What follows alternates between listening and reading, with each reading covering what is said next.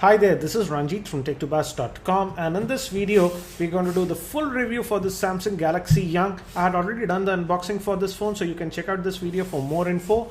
And in this video we're going to do the full review. And before I start the review, I want to thank Faisal Communications for providing this unit for review.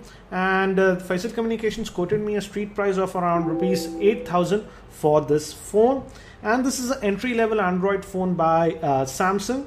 But I feel for the price, budget price, the phone has some very decent specs. It comes with a 1 GHz processor, that's a single core. It's a Cortex A5 processor. The RAM on this is 768 MB, and it also has a dedicated GPU, that's a Adreno 200. And it comes out of the box with Android version 4.1, that is Jelly Bean. Let me show you the same. And if you go to about the device, as you can see, it's running the Android version 4.1.2. Let me show you the same. That's Jelly Bean. And because it has Jelly Bean, it has all the features of Android 4.1. For example, it does support Google Now. Let me show you the same. Who's the president of India?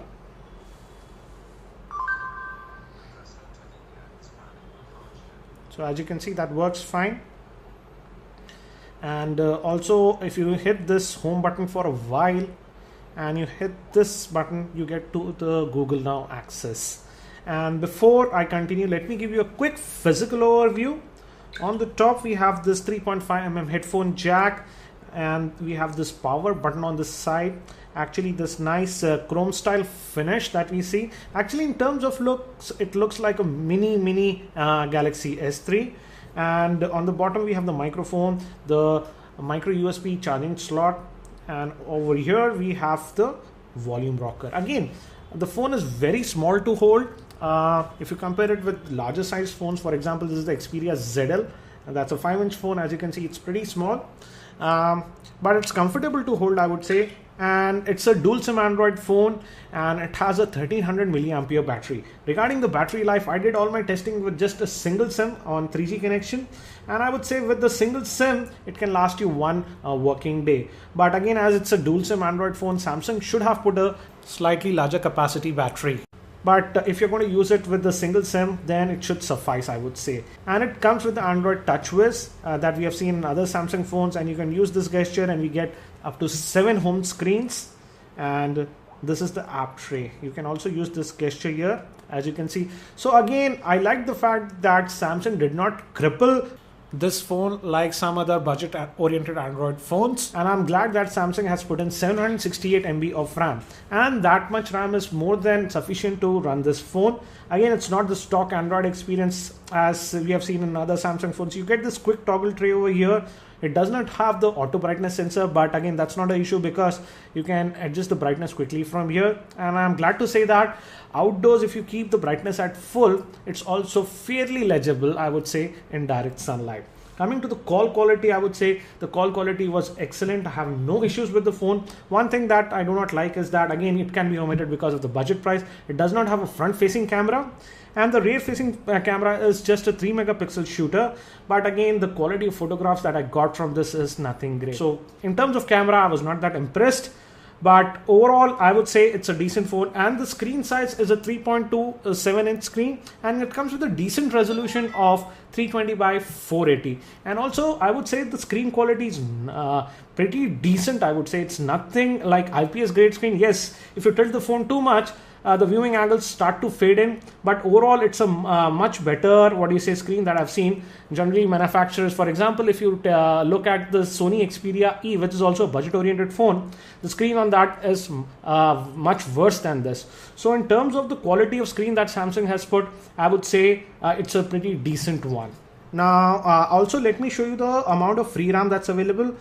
You can hit this home button for a while and you get this ICS style multitasking tray, and you can kill all the apps. As you can see, I'm running quite a few apps. Then also the phone was pretty responsive, and you can also hit this button and go to this task manager that's built in, and let's clear all the memory actually. And now let's hit home.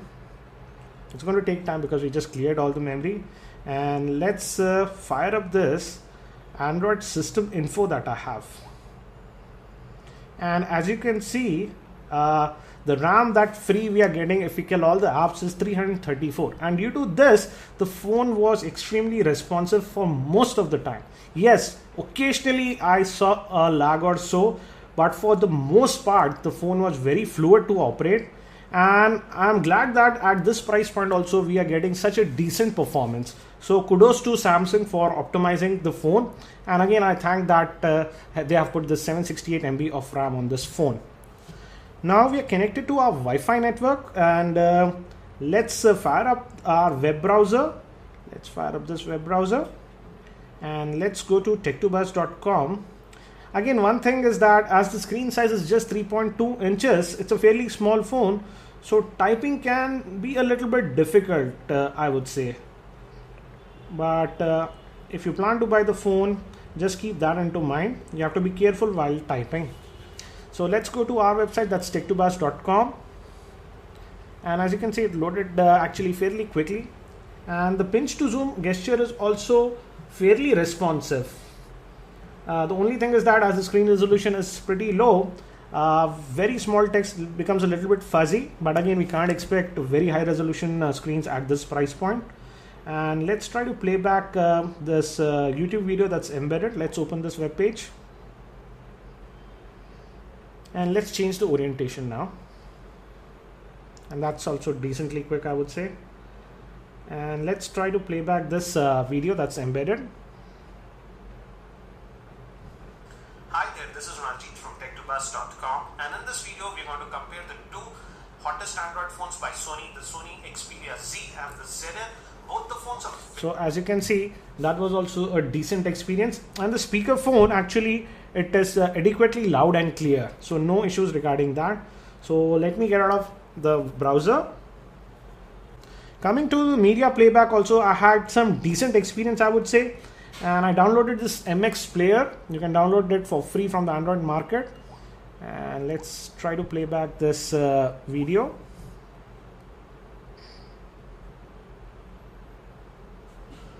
And this is a 720p video clip, and as you can see, let me lower the volume. It can play it back, but the thing is that it tends to skip a few frames. But again, this is a high bit 720p bit video. So if you want the smoothest playback, I would say that restrict the video playback to 480p. But definitely, yes, it can play back 720p content. Also, it can play back YouTube content without any issues. So let me show you the same now. And let's go to my channel, that's Geeky Ranjit. My net connection is a little bit slow today. And let's play back this Galaxy Young unboxing video itself. Let me increase the volume. Oops, an ad. Let me skip the ad.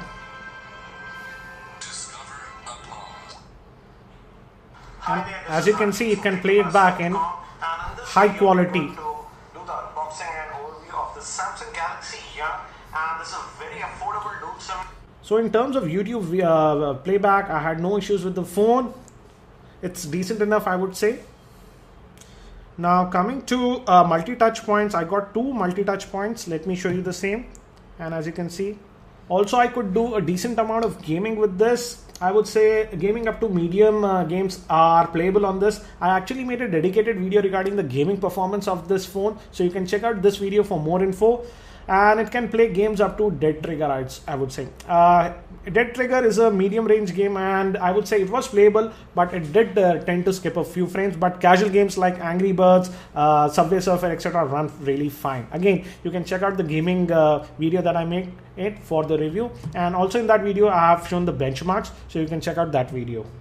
Now let me show you the messaging app also. Again, it's the stock one. And this is the keyboard that we get, and you can also move in this orientation. And this way, I would say if you want to do a lot of typing, you have to move in this way, because I felt that the keyboard is really narrow in this orientation. Let me also show you the dialer. This is the stock dialer that we get, and let me show you the speaker quality.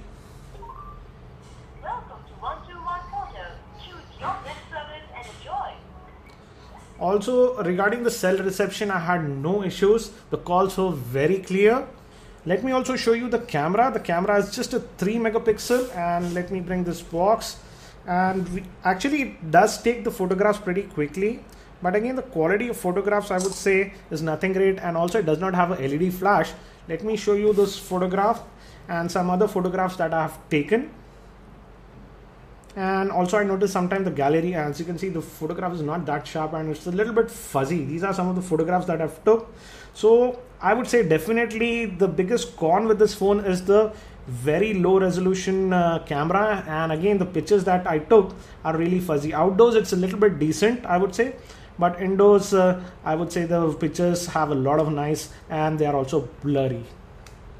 Also, let me show you the Compass app. That also works fine on this phone. Samsung did not skimp on the sensor, so as you can see the Compass app is tracking us fine. So what do I feel about the Samsung Galaxy Young? Again, do remember this is an entry-level Android phone by Samsung, and the pricing also is really great. In India it's around rupees 8,000, and I would say if you are new to smartphones and this is your first Android phone, have a serious look at this. And also if you're on a tight budget, you can seriously have a look at this. The only con is that the phone is fairly small, so I would suggest that you go to a local store and handle it, and if you feel comfortable, definitely this is a good phone. Regarding the performance, I was really happy with it, and actually when I got this phone I was not even expecting this decent performance. So overall I'm really happy with the performance of this Samsung Galaxy Young. Again, the downers are the small size, and again the camera, as I said, is actually not good. So apart from that, I overall like this phone. So if you found this video review helpful, I'll appreciate if you can click the like button. That's it for now. This is Ranjit from tech2buzz.com, and I hope to see you in my next video.